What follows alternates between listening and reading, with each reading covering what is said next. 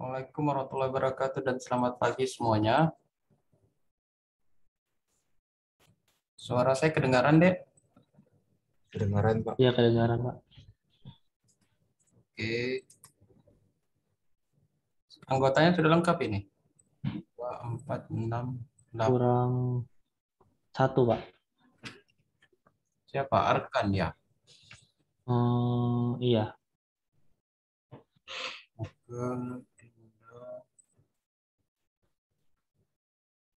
Oke. Silakan moderator, kita mulai tutorial pertemuan kedua. Baik, terima kasih, Pak. Baiklah, teman-teman, sebelum kita memulai tutorial pada hari kedua ini, ada baiknya kita berdoa. Berdoa menurut kepada kepercayaan masing-masing. Berdoa mulai.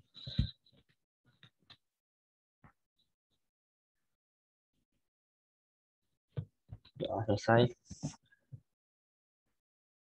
Baiklah, untuk pertama langsung saja untuk menyampaikan pemaparan LI. LI yang pertama itu saya sendiri yang akan menyampaikan. Izin share screen.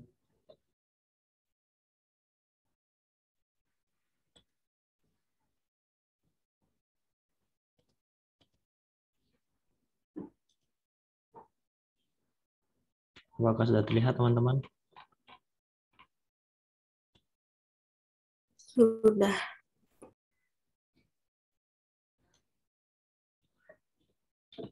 Baiklah, terima kasih.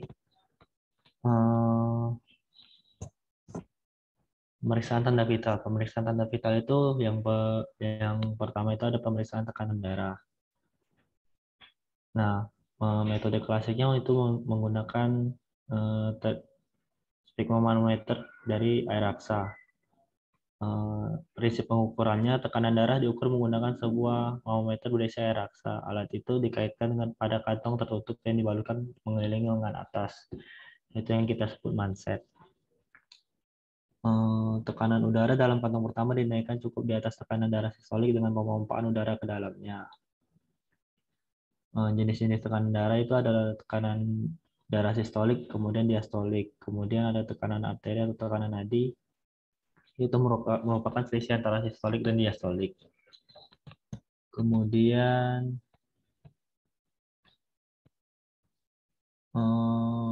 prosedur pemeriksaan satu, kita diharuskan sebelum mengukur tekanan darah itu memilih dari tensimeternya atau sphygmomanometernya. Sphygmomanometer adalah alat yang digunakan untuk mengukur tekanan darah. Nah, hal-hal yang harus diperhatikan sebelumnya adalah lebar dari mansetnya kira-kira 40% dari lingkar lengan atas atau 12 sampai 14 cm pada dewasa. Panjang bladder kira-kira 80% lingkar lengan atas. Kemudian sphygmomanometer harus dikalibrasi secara rutin atau ini bagian-bagian dari manometer. Bisa dilihat di sini. Kemudian pada saat persiapan pengukuran tekanan darah, pasien sebaiknya pada saat mengukur itu dalam kondisi tenang. Kemudian pasien diminta untuk tidak merokok atau minum yang mengandung kafein minimal 30 menit sebelum pemeriksaan. Istirahat 5 menit setelah melakukan aktivitas fisik ringan. Kemudian lengan yang diperiksa harus bebas dari pakaian atau tidak tertutup sama sekali. Kemudian kita harus meraba arteri brachialis dan pastikan bahwa pulsasinya cukup. Pemeriksaan tekanan darah juga bisa dilakukan dengan posisi berbaring, duduk maupun berdiri tergantung dari tujuan pemeriksaan. Nah, hasil tersebut dipengaruhi oleh posisi pasien. Kemudian posisikan lengan sedemikian rupa sehingga arteri brachialis ini kurang lebih pada level setinggi jantung atau sama. Jika pasien duduk, letakkan pada meja sedikit di atas pinggang dan kedua kaki menapak di lantai. Kemudian apabila menggunakan tensimeter air raksa, usahakan agar posisi manometer selalu vertikal dan pada waktu membaca hasilnya, mata harus berada segaris horizontal dengan level air raksa.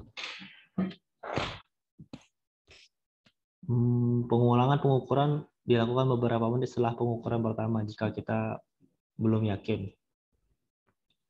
Kemudian pengukuran tekanan darah. Yang pertama itu tekanan sistolik itu ditentukan berdasarkan bunyi pada Korotkov pertama, itu bunyi pertama. Sedangkan diastolik biasanya pada Korotkov kelima atau ataupun bunyi terakhir, tergantung pada kecepatan pada saat kita menurunkan atau mengeluarkan anginnya. Kemudian,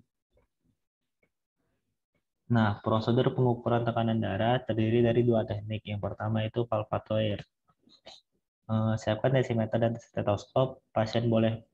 Posisi pasien boleh berbaring, duduk atau berdiri tergantung pada tujuan pemeriksaan. Lengan dalam keadaan bebas dari rileks dan bebas dari pakaian.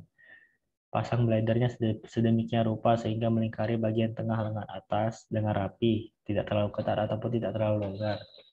Bagian blader yang paling bawah berada 2 cm atau 2 jari di atas fossa kubiti, sehingga lengan dapat diposisikan membentuk sedikit sudut fleksi pada siku. Nah, kemudian kita harus mencari arteri brachialis dan arteri radialis, biasanya terletak di sebelah medial tendon musculus bicep brachii.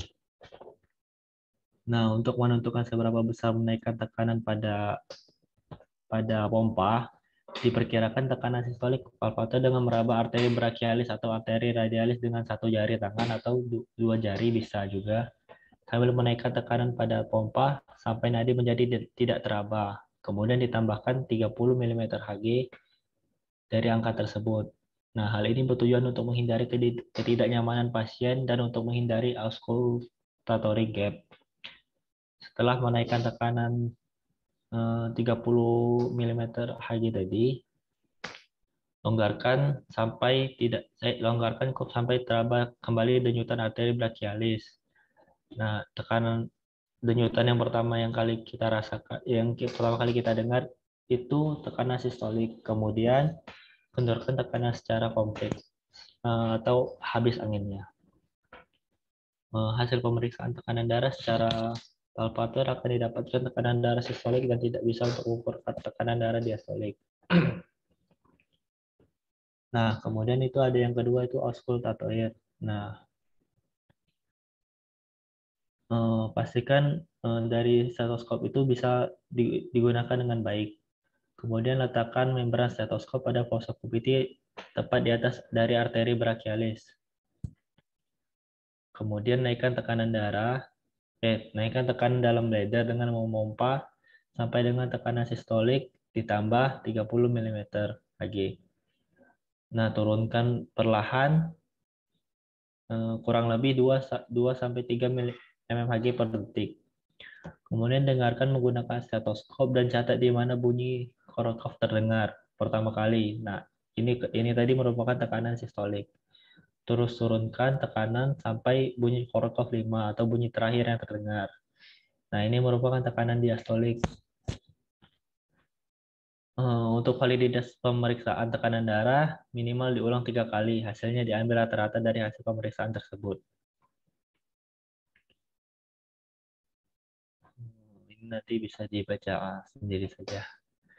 Selanjutnya itu ada pemeriksaan nadi. Nah, jantung yang bekerja untuk memompa darah ke